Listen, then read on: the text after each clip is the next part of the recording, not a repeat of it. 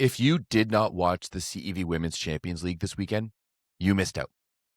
You missed out on watching one of the best matches of all time between two of the best teams in volleyball, and you missed out on witnessing history on multiple levels. On multiple levels, we saw historic things happen where we can look back and point and be like, look at this weekend. Look at the Champions League in 2026.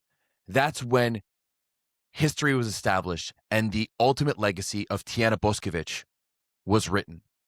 She won her first ever Champions League after fighting for it for so long, after over a decade of trying, in one of the most dominant performances we have ever seen in the competition, that we've ever seen in volleyball altogether, dragging her team to a championship.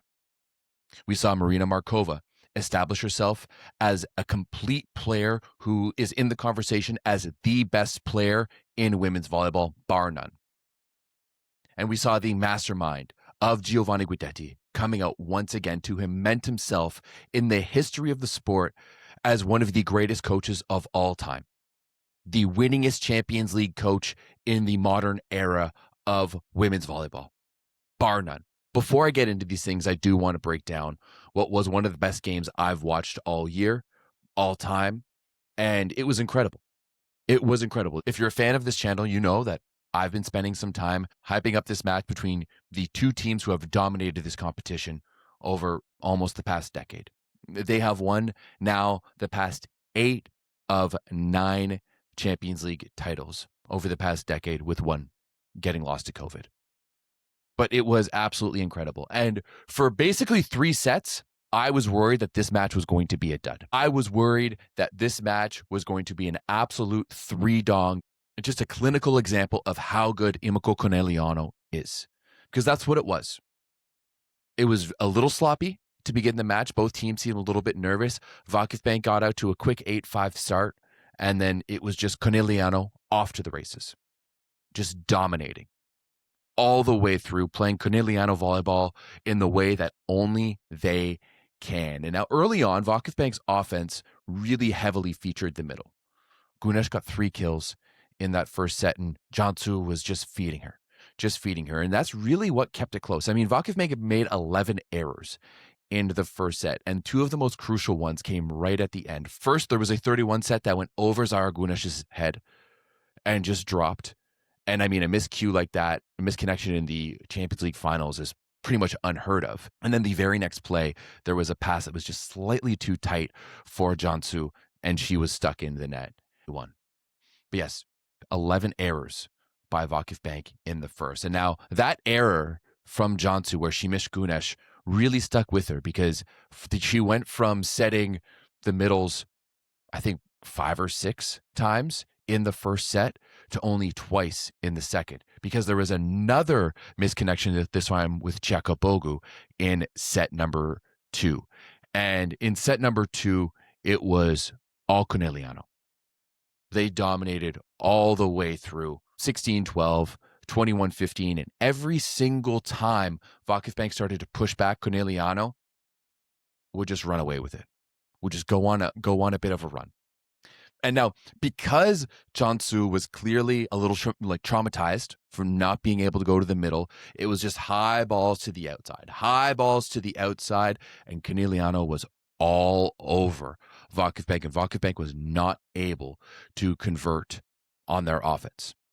They were just having a really tough time with it too. And I mean, this continued on to the third set as well. They continued to just pepper Markova with serves, and it was truly just one of the highest high ball offenses I have ever seen from any team. Jansu was just chucking the ball up every single time, and I mean, the block defense of Imoko was just phenomenal.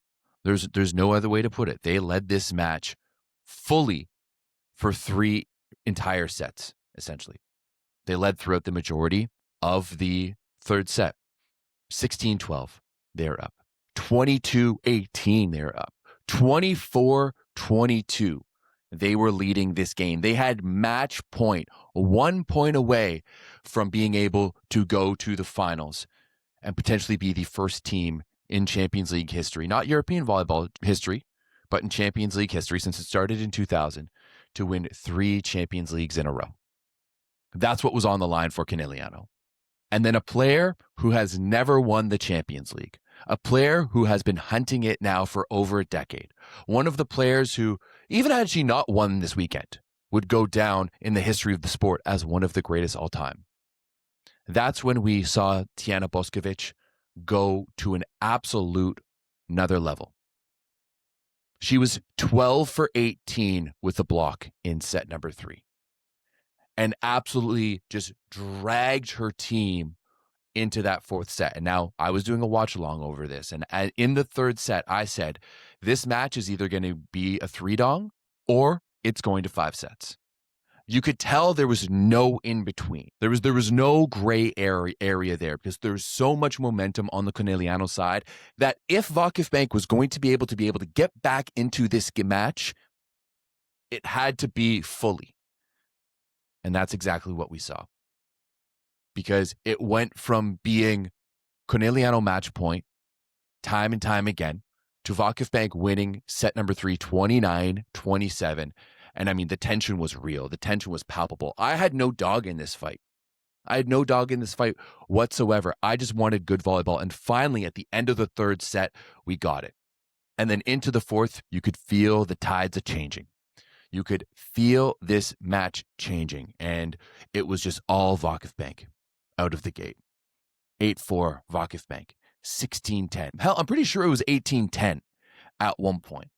But there was a crucial moment in set number 4 that looked like it was going to jeopardize everything for Vakifbank. And now, if you watch my preview, you'll have seen that I thought Elena Cazot would start for this team. Now, instead, they started Daria Cepigiolo, which kind of makes sense. Cepigiolo started for them the majority of their Sutenlar playoff league run. And I figured, hey, Cazot will be the first one off the bench. Well, in set number 2, Daria was chasing after the ball, ran into the video boards at the end, seemed to tweak her wrist or something. She got subbed out. Instead, she got subbed out for Katarina Dangubic. And now, I was a little surprised by this. I won't lie. I thought Cazot would be the 3rd player off the bench, but Dangubic came in and did a pretty good job, helped settle down the serve receive and played through sets 2, 3, and 4. And then there was a tight ball at the net, and she came down on her knee really wrong, and immediately we could tell that she was done and out. The look on Volos's face was a little horrifying, and that changed the mood quickly. Now, I can't 100% remember if this match was actually 18-10, but at the very least, Vakifbank had like a 6 to 8 point lead in that 4th set, and that dried up quickly. It was 21-18. Next thing you know, and all of that momentum was coming back to Conegliano. And Conegliano had made some changes too. They started running Hawk faster on the right side. Gabi started to get going a little bit. And it kind of felt like one of those matches that was going to go to 5, but the team that was on the doorstep of getting reverse swept was going to come back alive in that 5th set. And now Vakifbank did pull it out. Once again, on the back of Tijana Boskovic. She had 10 kills, 10 points in set number 4. She had 23 points in sets 3 and 4 combined. 23 points in sets 3 and 4 combined is phenomenal. And now at the start of the 5th set, it seemed like all the momentum had gone to the Conegliano side of things. It started 3-0. And if you know volleyball, there's one thing you know about the 5th sets is that an early lead is dangerous. It can go one of 2 ways. One, you can run away with that set, or the other one is that you get a little bit complacent and you get, just let yourself take a breath. And honestly, I think that might have happened to Conegliano, who is still one of the best teams ever of all time, right? Gabi came out flying and she seemed to have some juice, but then Vakifbank's block defense took over. And once again, if you watched my preview, you'll have seen how important I thought block defense was going to be. And that was the game changer for me, especially in that 5th set. Gabi was the only one who could score for Conegliano, but she was 4 for 10. Zhu Ting, 1 for 5. Isabel Haak, 1 for 6. That block defense was just smothering Imoko Conegliano the entire time. And they weren't getting blocks. They weren't getting big stuffs. And I mean, Conegliano passed lights out in that 5th set too. 21% positive, 35% perfect. They were in system. They had the ball in front of them. And yet they couldn't do a thing because of how good the block defense was on the other side of the net for Vakifbank. Markova was incredible at shutting down Isabel Hawk, but she was even better at the baseline. And that's also when she woke up in this match. She fell asleep there for a little bit in sets 3 and 4, but then she absolutely woke up. She was 8 for 12 in set number 5. 8 for 12. Just incredible. Elena Cazot, who came in off the bench as the fourth option, showed up big, both with defensive plays and some big swings offensively too in that 5th set. But at a certain point, it was just all Vakifbank Istanbul. Get a soft block, scoop it up in the back row, either Markova or Cazot, transition it, high ball to the outside, score. Consistently. And once Vakifbank got rolling in that 5th set, it really felt like there was nothing Corneliano could do. Like they could not stop the momentum on the other side of the court. They couldn't. Gabi was the only one who was all of that effective. And Vakifbank, I'm not going to say cruised because there's no cruising about it, but Vakifbank went from being down 3-0 to leading 5-4, then 10-8, then 12-8, and ultimately taking it 15-10 for their 7th Champions League title all time in an incredible fashion. It was one of the best matches I have ever seen between two of the best teams of all time. And I'm glad I watched it. And once again, if you missed out, I really hope that you go back and watch it and just turn on my watch along at the same time. You know, you get a little bit of Key and Louie and a little bit of me at the same time. The way that it all went down seemed almost like a Disney movie. It really did. The way that Boskovic just started being absolutely automatic in that 3rd set. Watch just how unstoppable she was after 20. This is a team that was down by 4, was on death's door. And one of the best players of all time who was hunting her first ever Champions League title just starts going absolutely off. She ended this match with 34 points. She scored 27 of those points in sets 3, 4, and 5. Just incredible. And the way this entire team played was outstanding. And it will go down for me as one of the best games of all time. And because of this match, I don't even think I need to talk about the final.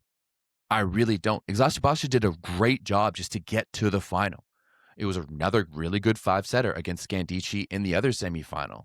But once that final started on Sunday, you could just tell that all of the momentum was on the side of Vakifbank. Hell, even the set that Eczacıbaşı won to keep that match going, Vakifbank still seemed like they had that control. They just continued to dominate. There will be 2 things that I say about Eczacıbaşı on the positive side of things. Because once again, I just don't think they're not a part of this equation like, you know, a Vakifbank or Corneliano. But Eczacıbaşı was incredible for 2 ways. One, Ebra Karakurt for me was outstanding.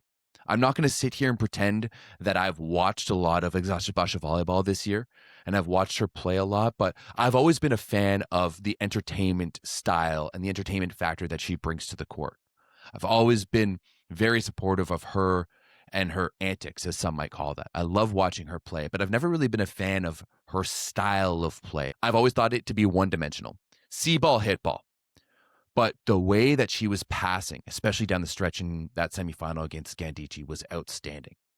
The way she was attacking the ball, and she was allowing herself to get emotional, but then bounce back with really smart shots and really good vision. I was supremely impressed by her. I really enjoyed watching her play this weekend. And the other one is Özdemir Delay.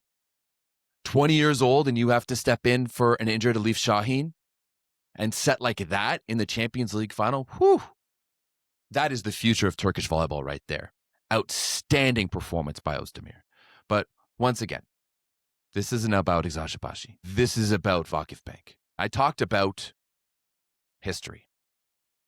And this woman right here, Tijana Boskovic, with one of the greatest performances of all time. There's been times in the past when we've thought maybe she's washed. I mean, she's not that old. She's only 29 years old. She's not even 30 yet. And yet there has been discussion to wonder if she is washed. And she proved to us this weekend that she is not, and that she's still one of the best players in the world, one of the most dominant players in the world. She scored 67 points over the course of these two matches. She averaged 7.44 points per set over the course of the semifinals and the finals. Everyone in the world knew what was on the line for her. She's one of the biggest superstars in volleyball. And yet this year she went out and conquered two of the biggest trophies that she has ever wanted to do. She was unstoppable this weekend. In the two matches, she hit 57.7% with a 52.3% efficiency. She was 64 for 111 on the weekend. She was set 111 times and scored 64 of them. We saw her go down the line. We saw her go high hands. We saw her go shop cross. We saw her tool the block time and time again. We saw her hit the sidelines. We saw her bury it. She was incredible. One of the best performances of all time in the Champions League. And that's up there with Agonu scoring, 39 in a losing effort for Conegliano in 2022. And then backing that up with a 40-point performance for Vakifbank and winning it in 2023. That is up there for Boskovic against one of the best teams of all time. It was just incredible. Fully deserved that MVP. And now this just goes on to her legacy. 2 World Championship MVPs, a Champions League MVP. Hands down has to be one of the best players of all time. And I mean, how lucky are we right now in women's volleyball that we get to see players like Boskovic, Agonu, Hawk, Gabi. The list goes on and on. But this performance to me was legacy. It will be something when people are sitting around at bars or in podcasts in the future when they're talking about one of the best players of all time. This performance has to go down as one of the best of all time, hands down. And when talking about those all-time great players, we now have to talk about this woman right here. Because to me, after what we saw from this weekend, Marina Markova isn't in the conversation of one of the best players in volleyball. She's in the conversation as the best player in volleyball. In just a short 2 years, she has established herself as one of the most dominant and most complete players in women's volleyball. Hands down. There's no other way you can say it. I think someone said it in the Discord over the weekend. Boskovic was the MVP of this match, but Markova was the ace for Vakifbank this year. And I don't think there's any doubt about that. Now, obviously, her offensive game is unparalleled. I don't think on the left side, we see a player who dominates like her at all. The shots that she's hitting, they look like men's volleyball shots. That is the type of domination she goes out there and shows. And now her offensive numbers aren't quite as good as Boskovic. She had 57 points in the still two game, just 57 points in these two matches. She had 54 for 101, hitting a 53.3 with a 37.8% efficiency. I mean, that in context, the fact that it seems way lower than what Boskovic did just shows you how impressive and unfathomably strong-willed Boskovic was to win this championship this weekend. But Markova was the pillar, I think, for them winning this championship this weekend. No doubt about it. Boskovic was the MVP, 100%, but Markova was incredible because her offense was great, but it was all of the other parts of her game that really showed she is elite and one of the best. Her passing was solid. She passed 35% of the targets from her team. And if you know how Vakifbank plays, there's a lot of in and outs. There's a lot of different players. I mean, they used 4 different left side players this weekend, 3 different in the final. Markova was the one who was out there the entire time. For the weekend, she passed 51.36% positive and 25.85% perfect. For reference, that's better than Gabi passed for Conegliano. Gabi passed 42.8% positive and 25% perfect. And Markova was served 26 more times throughout the 2 matches. So she's out there passing better than Gabi and putting up 57 points in the 2 matches. But it doesn't end there. Her blocking is phenomenal. She shut down 2 of the best hitters in the world this weekend. First against Isabella Hawk. She kept Hawk to hitting 18 for 50 18 for 50 against one of the most dominant and consistent players in the sport, bar none. And 18 for 50 and 1 for 6 in the fifth because Markova was all over her and she had no angles. There was nowhere where she could go because of how big Markova was in front of her. She is truly one of a kind when it comes to left side players in women's volleyball right now. Because on top of all that, her passing is outstanding. Her blocking is ridiculous, but her defense was so disciplined. A pièce de résistance, if you will. Time and time again, she was a vacuum in six back. Just her positioning so disciplined, always where she needs to be. And once again, I said this match was going to come down to the block defense relationship. And Markova was the big reason for that. Her blocking at the net was fantastic and her defense was outstanding. This is another time where we are just let down by volleyball and our stats, the fact that we don't have proper dig stats. Because she is making plays as a 6'6" player, 200 centimeters, 6'6", that I expect from a 5'6" player, that I expect from a 5'6" libero. And the fact that she's able to make digs in six back, get up immediately, and then get set in transition in the back row out of the pipe and crush a pipe, there's no other player like Marina Markova on the planet right now. No doubt about it. Now, it's still a little too early, I think, to call her the best player in the world. We've seen her be outstanding in 2 years. But right now, this is someone who is special. No doubt about it. And part of the reason she is so special is because the systems that this man right here, this magnificent maestro, has set up for this team. The winningest coach in the history of the Champions League. Right? The Champions League only started in 2000, so I know there's other Russians before him. But the winningest coach in the history of Champions League, the winningest coach in the modern era of European volleyball. He is 7-3 in Champions League finals.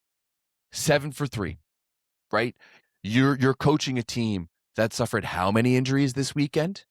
Hell, at one point, John Suozbe got kicked in the face by Boskovic. And he was able to keep everything together.